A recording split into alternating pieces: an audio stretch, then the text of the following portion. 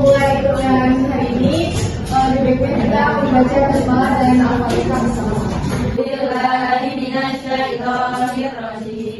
Bismillahirrahmanirrahim. Alhamdulillahirabbil alamin. Ar-Rahmanir-Rahim. Maliki yaumiddin. Iyyaka na'budu wa iyyaka nasta'in. Ihdinas siratal mustaqim. Siratal ladzina an'amta 'alaihim ghairil maghdubi 'alaihim waladdallin. Amin. Kelompok kami sudah mengirimkan file buat bahas seperti sebagai pengantar, bisa dicek videonya masing-masing di dalam 1, 2, 3.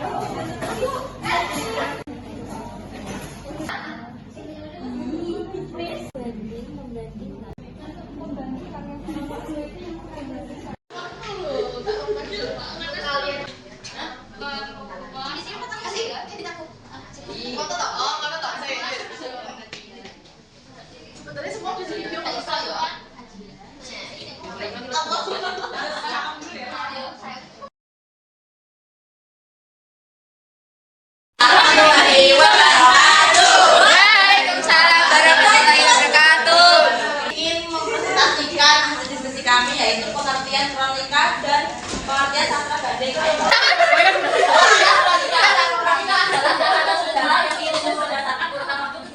Biasanya kronika menceritakan peristiwa-peristiwa penting dalam rentang waktu tertentu tanpa analisis yang mendalam. Hanya menyajikan fakta-fakta atau kejadian suara dan logis. Ini sering digunakan dalam karya sejarah atau tulisan kuno untuk merekam kejadian berapa.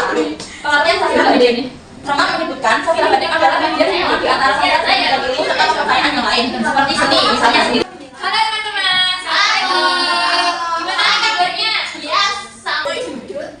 Kronika sastra banding menurut ITS dan sastra sejarah kronika sastra banding menurut Prancis dan Western. Menurut siapa teman-teman?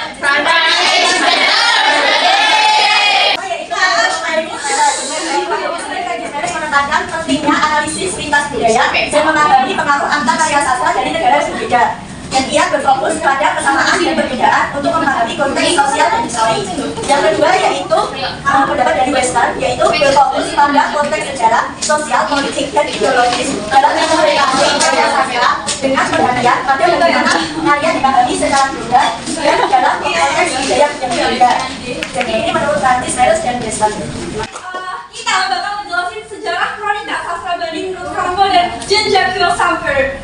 Perjalanan sastra banding dapat dikatakan dimulai dari Francois Noël and Gustave Delibes yang menerbitkan Cours de Littérature Coupé pada tahun 1804. Lanjut.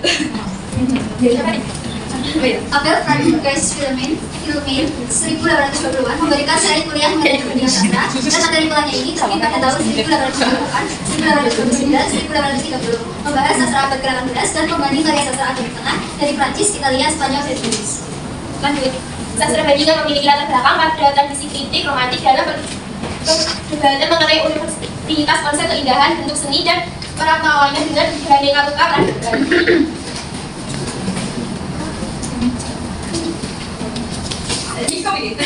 George Abad 1830-an memberikan presentasi di Indonesia mengenai perbandingan sejarah seni dan sastra antar bangsa yang menyinggung bahwa adanya beda dalam studi sastra, yaitu teori sastra dan sejarah sastra perbandingan dan interasiasi.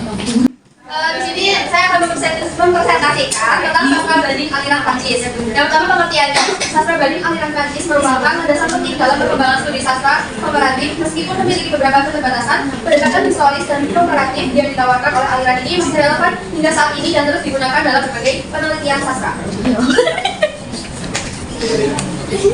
Selanjutnya yaitu untuk ciri-ciri yang pertama itu ada penekanan pada sejarah sastra. Aliran ini memperhatikan konteks sejarah dan budaya di mana karya sastra dihasilkan. Yang kedua, perbandingan karya sastra nasional. Aliran ini berfokus membandingkan karya sastra dari berbagai negara yang berbeda bahasa dan budaya.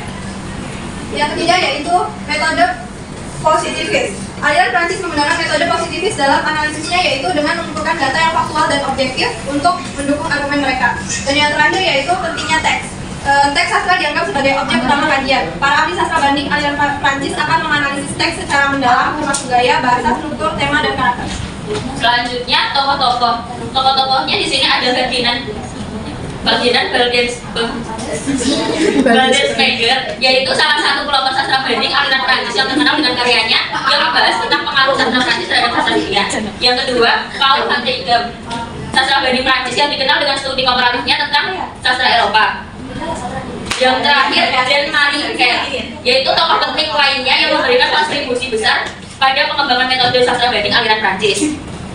Presentasi kali ini kita akan membahas mengenai sejarah perkembangan sastra banding di Amerika yang Sastra banding Amerika digagas pertama kali oleh Henry Reynolds tahun 1961. Sastra bandingan di Amerika merupakan perkembangan dari tradisi yang dimulai di Eropa, khususnya Prancis. Pada abad ke-19, istilah ini pertama kali muncul dalam antologi berjudul Course de Literature Compare tahun 1816. Aliran Amerika yang dianggap sebagai aliran baru memperluas cakupan kajian dengan tidak hanya membandingkan karya sastra antar negara, tetapi juga mengaitkan sastra dan bidang lain seperti seni, filsafat, dan sejarah. Selanjutnya, kajian sastra banding menurut Gator. Kajian sastra banding aliran Amerika terdiri atas 3 pilar utama, yaitu hubungan bentuk dengan kandungan, pengaruh, dan sintesis. Hubungan bentuk dan kandungan, pengaruh, dan sintesis terjadi dalam beberapa karya seni. Hubungan itu seperti terdapat antara novel, film yang diangkat dari sebuah novel. Sudah pada presentasi ini. Nah, sekarang ini sebelum penutupan kita ulas bareng-bareng dulu ya. Di sini saya akan berikan materi untuk pengertian kronika, pengertian sastra banding, lalu pengertian kronika sastra banding. Pengertian kronika yaitu kronika catatan peristiwa, mencakupan waktu kejadiannya, susunan waktu yang berhubungan dengan waktu secara umum. Pengertian kronik adalah catatan kejadian-kejadian secara singkat dari waktu ke waktu secara berurutan. Yang kedua, pengertian sastra bandingnya yaitu sastra banding. Baik, selanjutnya saya akan menambahkan sedikit mengenai sejarah kronika sastra banding menurut Francis Meres dan Weston. Yang pertama, perbandingan karya sastra pertama kali dapat ditarik jauh mundur pada Paradistamia, Which Treasury, 1598 karya Francis Meres. Meres, seorang pengkaji sastra dari Inggris, membandingkan perbandingan wacana di dalam sajak-sajak karya penyair Inggris dengan sajak-sajak dari penyair Yunani, Latin, dan Itali. Yang kedua, dari Weston, tahun 1984, dianggap baru mulai berkembang. Selanjutnya yaitu sejarah sastra banding menurut Franco yang menyebut bahwa perjalanan sastra bandingan dapat dikatakan dimulai dari